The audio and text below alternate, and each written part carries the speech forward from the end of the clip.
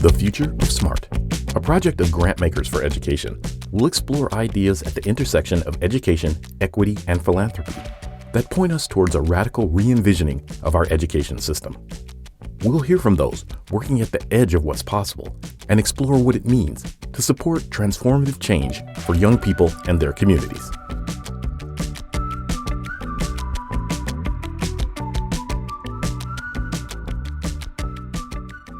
Hello, everyone, and welcome to the Future of Smart podcast, a project of Grantmakers for Education. My name is Olka Joshi Hansen, Chief Program Officer of Ed Funders, author of the book The Future of Smart, and your host.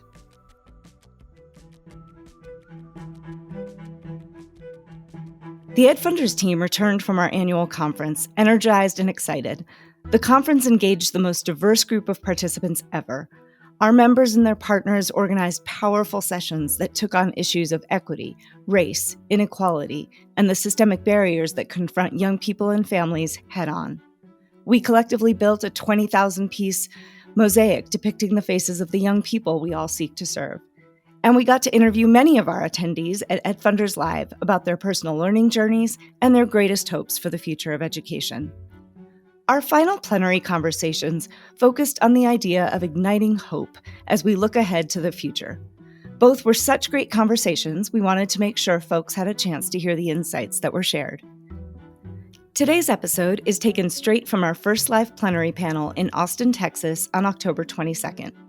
Our guests were Pam Cantor, founder and senior science advisor for Turnaround for Children, Bob Hughes, Director of K-12 Education at the Bill and Melinda Gates Foundation, and Jim Shelton, Chief Investment and Impact Officer at Blue Meridian Partners. All three of our panelists agreed that we sit at a moment when our aspirations for education and young people need to be aligned with many of the ideas we've discussed with past guests on the Future of Smart this season. We need to be intentional about building learning environments and contexts that reflect the developmental needs of young people. We have to honor the critical need for young people to have a sense of belonging and identity. And we need to align around broader definitions of success in both academics and life. Luckily, parents, communities, young people, employers, and civic leaders are all calling for our public education system to serve them in new ways. The moment is right for funders and their partners to work together to make this more human-centered system a reality. It's really exciting to see everyone here. It's been wonderful to see the hallways and the rooms this week just kind of alive with conversations. On Monday, our team had a conversation about the Zen part of a conference. You plan and you anticipate and you change and you plan. And then you let it go because it's not ours anymore. Hundreds of other people come, right? You are members, your partners, the hotel staff, seen and unseen. We all come together to co-create an experience, which is exactly what we've done. And so first, I want to say thank you for co-creating a few wonderful days of fellowship and learning, both literally and figuratively. My name is Olka Joshi Hansen. I'm Chief Program Officer at Grantmakers for Education, and this conference has been in my mind and part of how I spent my days and nights for the last year. So literally and figuratively, we've co-created. If you haven't done it already, outside the doors is a huge mural mosaic project. The mural was designed by young people around the theme of this year's conference. And over the last couple of days, hundreds of you came and put together 10,000 tiles to make the mosaic, so please do check that out. There were typewriter rodeo poets that brought some of us to tears with poems that they co-constructed with us. Dozens of you came and stopped by the Ed Funders Live podcast studio that we had to share your thoughts about meaningful learning in your own lives and what that means for how we think about education. And then there's the learning that we've created together during learning sessions. So I've been talking to a lot of people who've reflected that this room and the hallways of this year's conference feel like they better reflect the diversity of our students, the nation, and our communities. And I've appreciated the really powerful, vulnerable conversations that folks have been willing to engage in about racial justice, about privilege, about power, and how all of these intersect with educational philanthropy.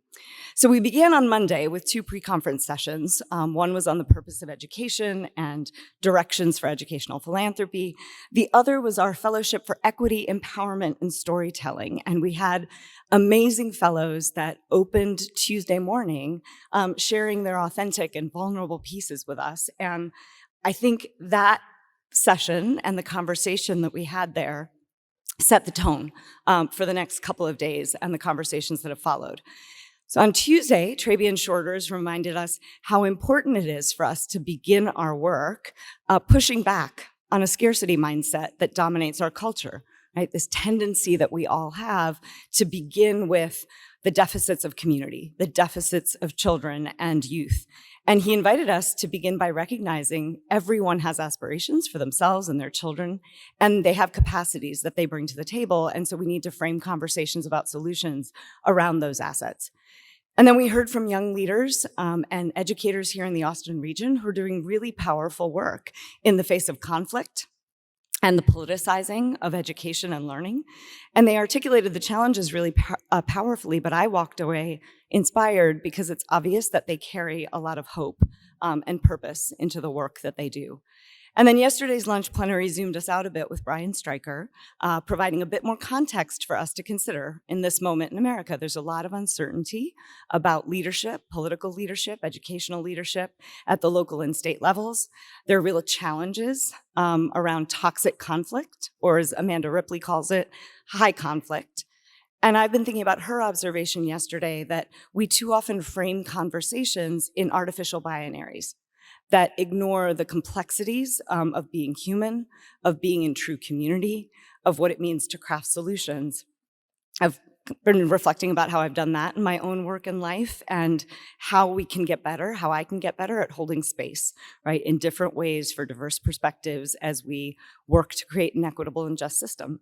And that brings us to today and our final plenary that's going to focus us in on the theme of this year's conference, which is igniting hope, as we try and align around a shared vision of what education can be and enable for young people in America. So it's a real honor and privilege today to kick off with our first plenary conversation with 3 amazing leaders in our field. Bob Hughes is Director of K-12 Education at the Bill and Melinda Gates Foundation. Dr. Pamela Cantor is founder and senior science advisor at Turnaround for Children and a thought leader on human potential, the science of learning and development, and educational equity. And then Jim Shelton, Chief Investment and Impact Officer at Blue Meridian Partners. So please join me in welcoming them.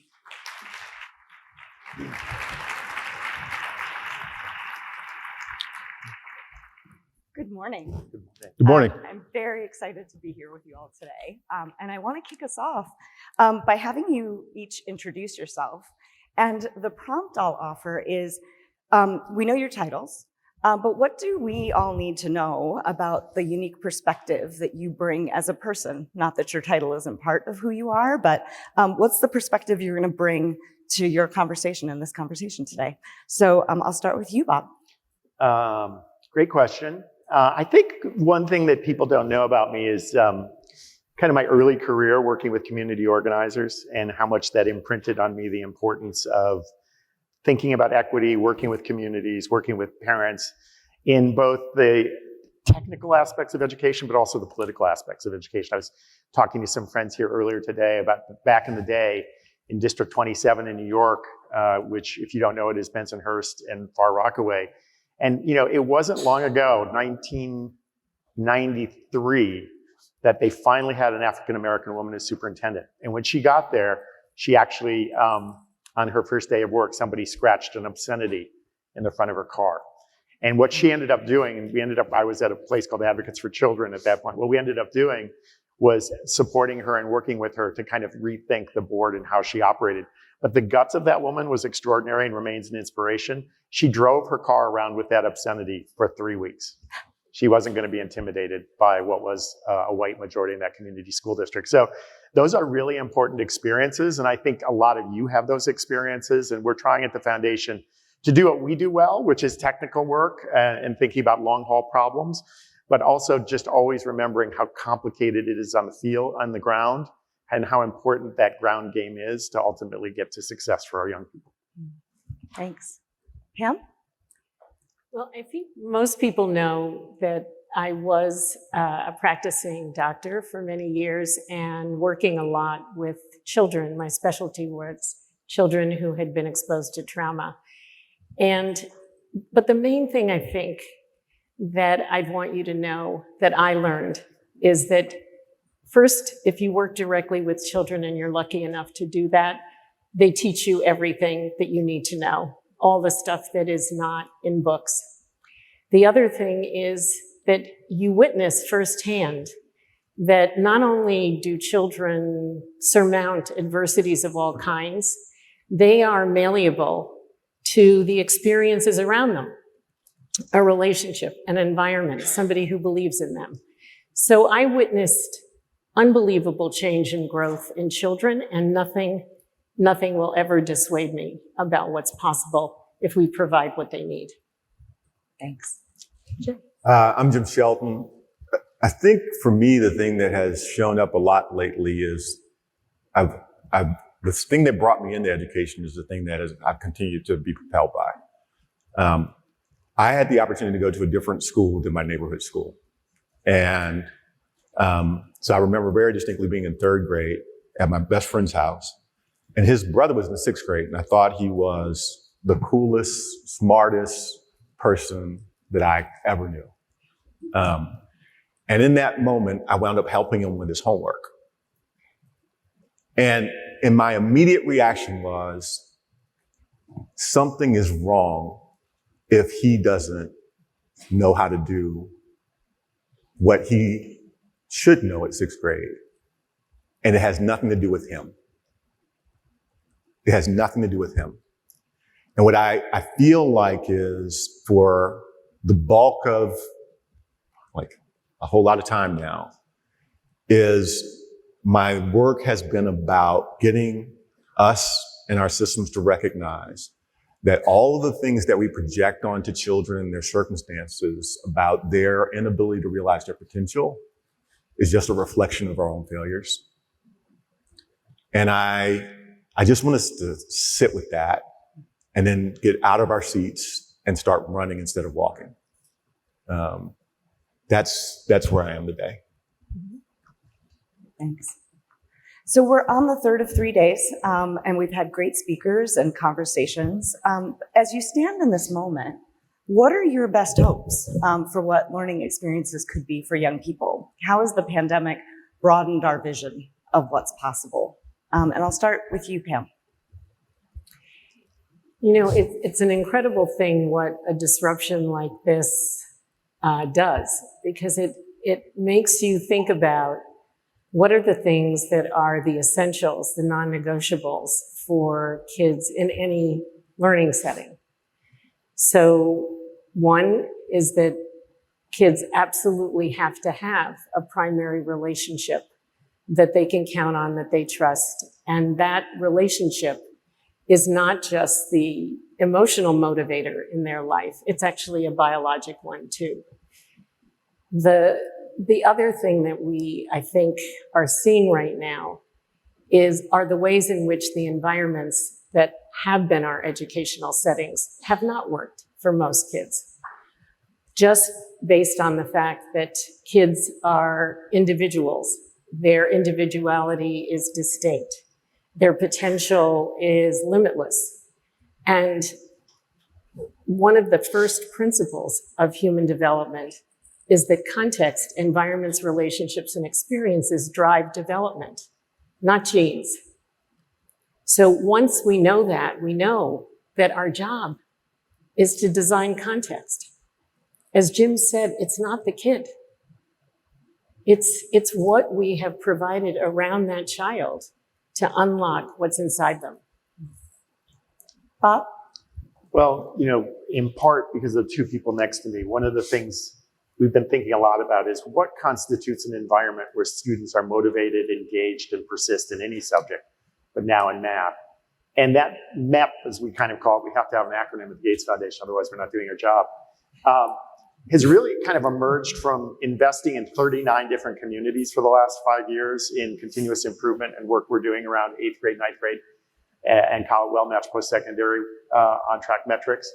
What we've seen, particularly in the pandemic, was how important the whole child and then those specific aspects of the child together with other aspects of children were in creating an environment where they could be successful as learners. And for us, it was exciting to learn from the leadership of our grantees who started to use things like PERTs, who started to think about what is the relationship between academics and belonging? How do we create a different environment for young people that takes into account their interests, their voice, their agency? And they were enacting that in a time of great turmoil. And now that's even more important. And so I hope that as we kind of go forward, we don't backslide and go to a place where we once were, where reform was really about a test, but rather to think about reform as a place where we create thriving environments for students. I'm stealing that from Pam. But where we really do create an environment where kids learn, they enjoy schooling, they persist in schooling, and they understand its value in their lives on their terms. Because if we can't do that, public education isn't going to make it. And there's enough understanding of that amongst parents and communities that is increasingly going to be a demand. So I think it's important to remember that when we say like what we just went through, we got to remember that there were 3 crises that we faced as a country. There was the COVID, there's the racial reckoning, and there's the economic impact of it all. And when I say the economic impact of it all, the revelation that the inequities that we have been ignoring for a long time existed and have persisted and are getting worse. And they're not only getting worse, and sorry, you guys who have not been exposed to me will know that I am not Mr. Sunshine in the morning. But this is real, right? The reality is that what we have is a revelation of the inequity in a way that we have been unwilling to face. We've been unwilling to face the fact that the upward mobility in this country has been declining from a better chance of doing better than your parents of 90% if you were born in the 1940s to just 50-50 if you were born in the 1980s, right? That's for everybody. That's not just for black and brown kids. And for black and brown kids, we know what that looks like. So we have revealed a whole set of things through the pandemics that have forced a realization of the several things. One is that we can't have these conversations anymore without actually overlaying the lens of race. Like the ability to just genericize the answers has been stripped away. And people want to deny that, and we're going to fight about it. But the reality is there is no way to say that you're going to go after these problems without dealing with the issues of race that are embedded in them. And people who are serious about the work and who still rely on science, who still rely on rigor, even though they used to push those things to the side sometimes, now are recognizing they can't do that anymore. Number 2, it has become apparent that the spread is real, right? So I used to do this, right when I left CZI, I did this thing to say, okay, so where I want to take my work. And it was called disruptive reconstruction, with the notion of building out disruptive innovation and the needs for something like a new reconstruction. And in that, one of the things that I highlighted was that the disparities, you guys may remember seeing this, that the disparities for what are called deaths of despair for white people have been increasing dramatically, right? And what is happening is that the things that were attributed to black and brown people as cultural maladies that came from the way we live our lives, when all of a sudden the economic downturn and other things have started to hit white communities, the opioid epidemic, you're seeing these same kinds of trends in the white community, leading even to the only race that has actually seen declines in lifespan, right? So the notion that this is just an isolated problem has also been stripped away. So what is the opportunity that this creates? Well, the opportunity that this creates is, one, to have real conversations, which is a hard political thing in this world, but real conversations about, so what are the solutions that are needed that actually address the real problems that come when people live in poverty and when mobility is in the way? The second is that, as Pam pointed out, it is actually context that matters, right? So all of a sudden, look, this conversation about genes, that people like hid from, and then some people interjected with these crazy books every once in a while. Like, okay, it's clearly not about these differences in people anymore. It is about what we're doing for them and with them. that creates an opportunity for a different kind of problem solving than we've had before. And the third is we actually, even as bad as things got, learned a lot through the process of trying to educate our kids in this very different context and moment in time, where in fact we have recognized the intersection of your physical health and your mental health and your identity and your academic achievement and your social emotional learning in ways that we hadn't before. Now, if we can keep ourselves from running back to what we knew because it's familiar, there's an opportunity for us to extend that into a new future for teaching and learning. And that's where I think the opportunity is for us. So I was going to start with you for this question, but you're all sunshine this morning, so I wasn't sure about doing it. But I'm still going to start. Learning loss. You know, the conversations around learning loss, and that term is being used a lot. And it does feel as though that term and the mindset it creates is actually incentivizing us to, high dosage tutoring, doing more of what we used to do before. So how do we make sense about those discussions of where kids are right now, where we go, what they need? Could we be more asset-based in terms of how we are talking about what kids need and therefore how we move forward? Yeah. So one, I think that we have to anchor in two things. One is the language of potential for our young people and the unrealized potential, but the unlimited potential has to be the driving language of our work. And the question is, how are we unlocking the potential that is already in them as the work that we need to do, as opposed to fixing them? The second is recognizing that in order for them to have opportunity, that means that there are things that they have to be able to learn and be able to do, and that there are trajectories that work better than others, and that we failed them when we failed to provide them with the opportunities that actually work. Now, that sounds like at the 100,000 foot level, sounds like something no one could disagree with. But if you go down to, well, how do we actually operationalize this in the context of schools? Why don't we have more priority on, Sharice's going to come up here. We have the data and evidence that talks about the importance of having teachers of color in the classroom. What is the investment that we're making in that so that that experience is different? We have the data that tells us about what it actually takes to alleviate the stress in order to create the environments where young kids can be successful. Why don't we pay more attention to the environmental context when we're doing this? So in some ways, this is the oldest story to tell, but it's the most important story to tell, which is why aren't we doing the things that we know work and then getting better prepared to accelerate the pace at which we're learning about the things that we don't know about how we support our kids well, given this more integrated view of what their needs are and what their possibilities are. Bob, Pam? One of the things that really, really makes me angry about the learning loss language, aside from the obvious that, can you imagine any child that would get better at anything if you were just telling them what they lost and all of this kind of gap in their learning? So first of all, in first rules of motivation, you would never do that logically. But the other thing is, in the schools that my organization, Turnaround for Children, worked in, all learning was gone when testing was going on. Okay, what happened in the schools is this tremendous emphasis on preparing kids to take a test. So what did we actually think was going to happen when kids have not been in school? So they aren't getting the test prep. Okay, did we really think that we weren't going to see changes in testing given the focus on testing? So it's this, can you really lose something that you hadn't learned in the first place? So this goes back to Jim's point about things that are getting unmasked. The other thing is that many schools deal with kids that have an injury, an accident, an operation, they're out of school for 6 months.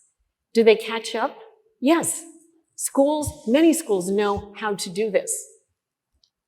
So what's happening, and you can see the no good deed goes unpunished and unintended consequences, we're labeling it a gap and a deficit. There's this huge focus on so-called high-dose tutoring, not the holistic picture that Jim just painted. And what do we think is going to be happening with those tutors? Okay, they're going to be getting ready to take a test. And then that test may show that the scores, in fact, went up. So did more learning happen? This is the thing that really, really troubles me about how we're naming the problem and how that then drives a narrow solution and a wrong one, in my view. Yeah, let's dwell on the unmasking for a moment, because I think that's really important to acknowledge. Has there been learning loss? Yes. Has there always been learning loss for some students? Absolutely. The system is structured in ways that fundamentally don't work for young people, and frankly, don't work for the adults who work for them either. And if we wanted to create a set of experiences that would alienate young people from math or alienate them from learning, we've done a really good job of that. And so the learning loss question can be one where we take high dosage tutoring and try to optimize against an existing system that is not working for too many students and too many adults. Or we can start to think about the transformation of models, the new ideas that are necessary to create an enriched learning environment for every student. I mean, there are challenges that go well beyond the education system. Jim talked about the concentration of poverty. We've always had an enormous concentration of poverty. And have we created tools and systems that enable young people in those circumstances to thrive? Or do we just take what's worked for some and impose it on others and then blame them, not recognizing their assets, their motivation, and what the community brings to the table in the education process? We have an invitation, I think, at this moment for much greater transformation, much greater creativity in thinking about how schools function as schools and intersect with broader social systems that are supposed to lift all people up, that are supposed to create economic mobility, and as important as economic mobility, deep citizenship and empathy towards one another. And we aren't building those systems right now.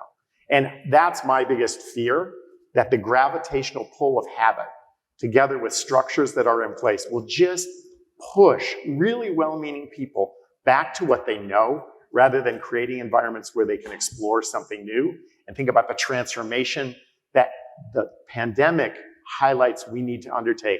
A transformation based on economics, a transformation based on racial segregation, a transformation based on what we actually ask young people to learn and do, and whether that's really relevant and empowering in their lives, and frankly, lifting it up, whether it's relevant and empowering for our society. So I hope, but I fear that people who've worked so hard the last 3 years, who are so exhausted by trying to kind of rebuild schools, aren't going to have that energy to kind of reimagine based on what we know and what has been unmasked. So I think that's a collective challenge for all of us. We need to bring energy to the people who are going to help create that system. And that's got to be a fundamental goal for all of us.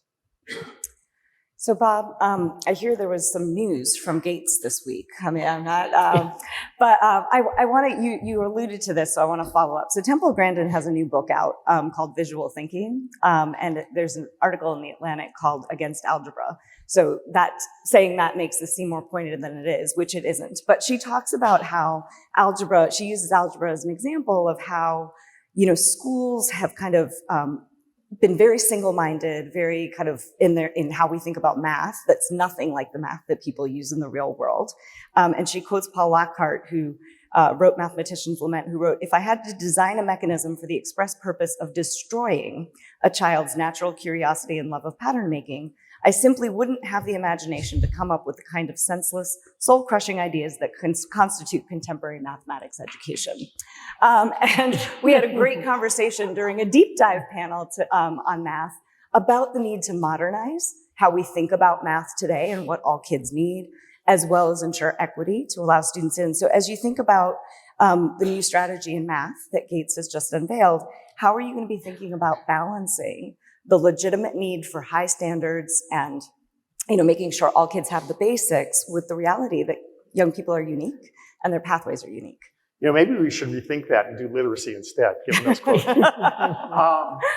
Look, I think the Grandin book really underscores a couple of things that I think are really important and that I am super excited about in the strategy. I can't underscore all the reasons why I think it's helpful for us to go deeper in this subject, for the foundation to go deeper, but for all of you to continue to do what you're doing, and then for us to partner and think in different ways together.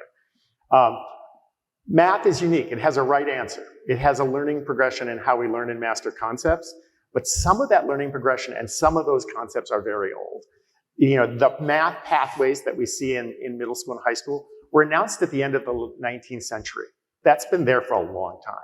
And the math we see in schools typically is derived from about 1935, 1937. So there's a lot we can do to think about math and still be true to math as a really important skill in the vocational world. So in the Granted book, what I love about it is there is a right answer in math. We're committed to enable kids to have the procedural and conceptual skills to get to the right answer. Let's be clear. But there are multiple paths that you can use to get to the top of that mountain and get that answer. There are visual learners. There's a variety of different pedagogies that I think are very powerful and enable young people to learn. But there's also the need to get the math right. So while we're excited about building, with illustrative math, with a variety of other folks who are doing math, there are ways we can change the pedagogy. There are ways we can rethink delivery that make it relevant to students, that enables them to persist in that zone of proximate struggle, and ultimately enables them to see the relevance of what we're trying to do. If we were just focused on the procedural aspects of math, I would be very disappointed with our strategy and what we were proposing to do. What we're trying to think about is how do you build the fluency in early level math, to build the conceptual knowledge in mid-level math, to apply it to different disciplines and opportunities as students age and progress in their skills and fluidity. And so we're going to be focusing, I'll just do the quick wrap, and happy to talk to anybody afterwards. We've got a couple of big buckets that we're going to be focusing on for 10 years. One is just really getting the tools right? When you talk to teachers, they're overwhelmingly disappointed with commercial curriculum and the way it plays out. They're spending enormous amounts of personal time modifying that curriculum to meet the needs of the students in front of them. We need to do better in the tools and materials we give to teachers. And I think there are glimmers of digital tools that enable students to gain a deeper sense of relevance and equip teachers to be much more active and proactive in the classroom against what they do. To Pam's point, be a meaningful adult in that student's life. So we're going to be looking at technology, but I just really want to underscore how important teaching and teachers are to this overall vision of what we think a good math classroom looks like. Second thing we're going to be doing is really building the professional capacity and learning of teachers with the tools we're working in and investing in, and really talk to them about what that may look like and how we modify it. Again, teachers overwhelmingly report that in a typical district professional development session, they want to kind of take number 2 pencils and just go, it's unbearable. I've sat through many of them back in the day when I used to walk schools. We can do better in equipping teachers to be curious, giving teachers the skills necessary to be successful. Third thing we're going to really be thinking about is math pathways. Really thinking hard about what are the progressions and pathways, both in the early years and then later in high school. And finally, one of the things I'm really excited about is we've reserved 10% of our budget to start to think about innovation. What should math look like 15 years out? Where is the world going? What do we need to do pedagogically to think about a different kind of math experience for students? And what we're tentatively thinking, and if you agree with anything I've said, don't email me. But if you disagree, I want to hear immediately from you as quickly as possible so we can make some new mistakes. But we're really interested in thinking about unscheduled time, summer schools, electives. How do we use that time to really go beyond assessment, as Pam was talking about, to really think about new ways of creating pedagogic opportunities for teachers and the students themselves? A school I love is Beam. It's a summer program in New York. You go there, it's focused on kids of color. They start in 6th grade, they go through 12th grade. It's pandemonium, but those kids are becoming expert in math and they are loving every single minute they're in the program. We can create that across the country with staff, because I think they have that aspiration too, so we need to build them. I am done with preaching. Happy to give you more information later. I want to pick up on something you said about technology. So Jim, technology is a tool, and it can be used to make more traditional approaches to education more efficient, or it can be used to expand, right? How we think about where learning happens, how, with whom. What do you see as some of the most, a compelling example of where technology is being integrated into learning environments and experiences? And where would you push folks who are investing in ed tech to dream bigger or differently? So I'm going to answer a different question. Okay. Is that? Yeah, because one, I realized I didn't really answer your last question, and I also see that we got like a few minutes left. Yeah, that's great. And some of the things that have been said have been so profound. I think technology has got the opportunity to help us really transform the landscape for young people. We saw, and we've seen before, the way it provides access. We know it has the potential to actually have much deeper insight, because when you're using technology, you not only get to see the outcome, but if you do it right, you can see the process of learning. So we can learn a lot more about how each individual student is succeeding, struggling, and then frankly, in macro, really start to understand like what the process of learning looks like in very different ways. We can actually really reshape the way we think about how time is structured, so that teachers can do the things that are most precious, that only teachers can do. And then we can use the technology to help us to support students to do the things that they frankly can drive for themselves or with their peers or in other environments. So I think all of those things are showing up, and we see examples of those. I won't try and call any in particular out. But the thing that we've not talked about is something that Bob mentioned and is reflected in the other part is what we are most at risk at, and people taking as a lesson from our time right now, is using all of these different specific tools to try and solve the problem for right now. And one of the things that we said is, the reality is that the problems that we have created are not going to get solved in the next 3 years. There's not an acceleration program to solve the problems that we've created. So the question for us is, how do we actually revamp the entire system in a way that solves the problem that we knew we had from the beginning? And that, there are three things that we haven't talked about. One is, how do we bring purpose into school? The biggest problem that we've had, in my humble opinion, is there are very few schools that I walk into where most of the kids wouldn't describe it largely as boring. And where a predominant question is not, why am I doing this? What am I going to use this for? And we have yet to solve that problem. And technology, I will come back to this, like the opportunity for exposure in ways that are compelling to really real reasons to learn. Like with technology, we should just be exposing kids to, there's no reason they shouldn't be able to see the entire world given the technology that is at our fingertips, let alone what we can develop in very short order. The same thing with learning environments that actually matter. So I'll stop there. And I'll talk about the ways in which we can bring together different environments to actually use technology to light the fire that unlocks that potential. But I just don't want us to like start shooting for tools when in fact there's something actually different that needs to happen, and the tools need to support it. That's great. I mean, I have many more questions, but we are coming to the end of our time. So we're hearing from many families, many students in a way that's concerning, that they really don't believe our public education system can give them what they want.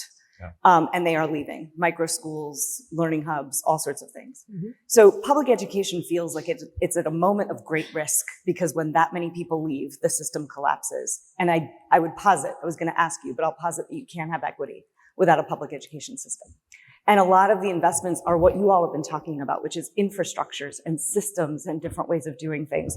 So if you were going for the 20-year play here, because we're not going to transform the system in 2, long-term strategic investments that let public education be more adaptive and responsive, where would you put your dollars? And Pam, I'll start with you.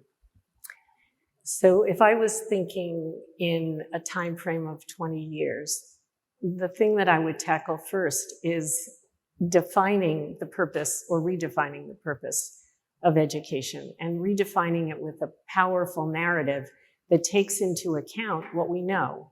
And that is that our young people are distinct as individuals, they are loaded with potential, and that if our priorities are to provide the environments, experiences, and relationships that nurture their growth so that their agency is activated, that is a developmental bet.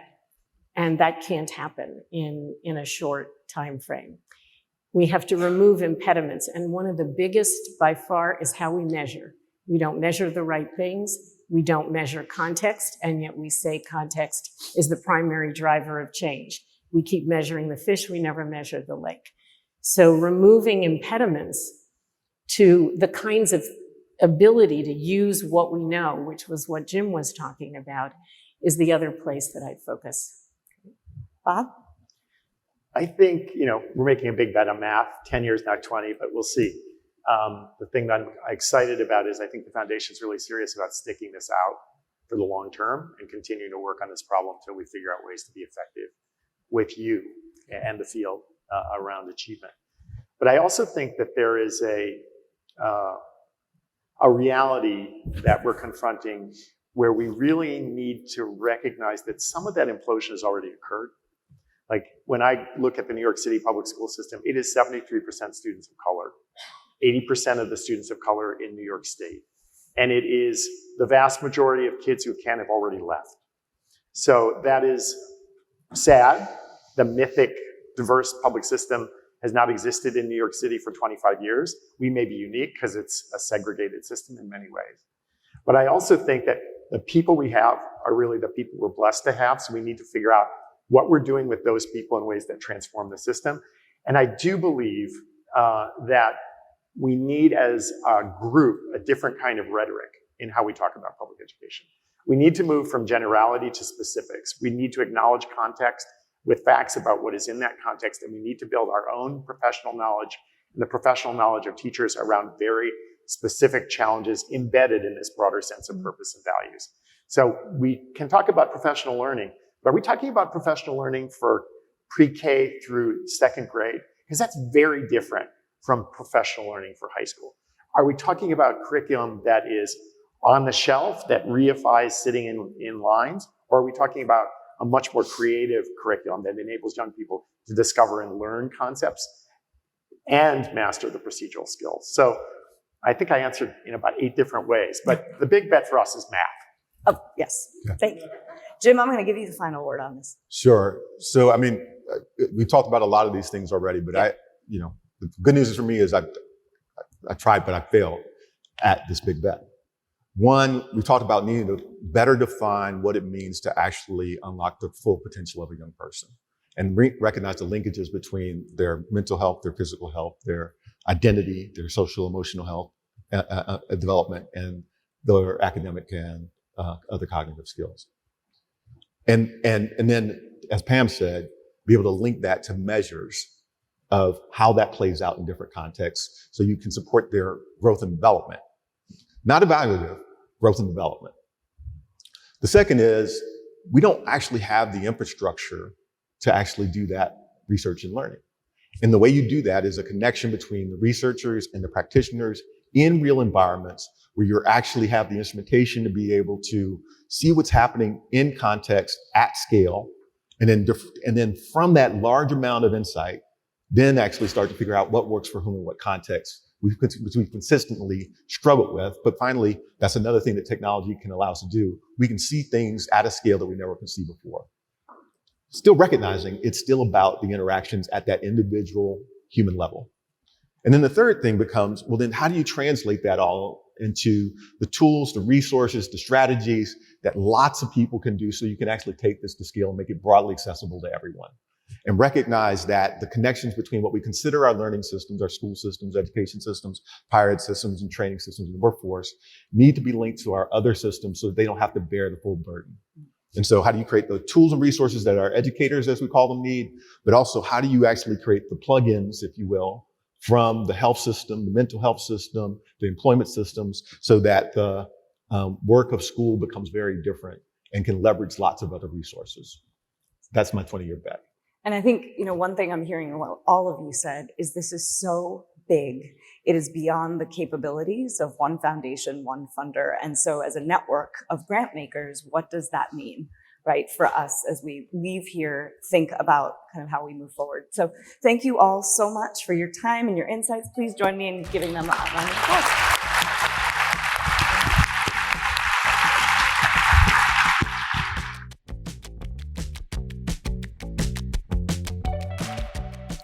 Thanks for listening. The Future of Smart podcast is a project of Grantmakers for Education and is made possible through the support of our generous member sponsors. If you like the podcast, please follow or subscribe and follow us on social media. You can find links to resources related to today's episode in the show notes. More episodes and events can be found at edfunders.org. To learn more about the future of SMART, visit ulcca.com, ulcca.com.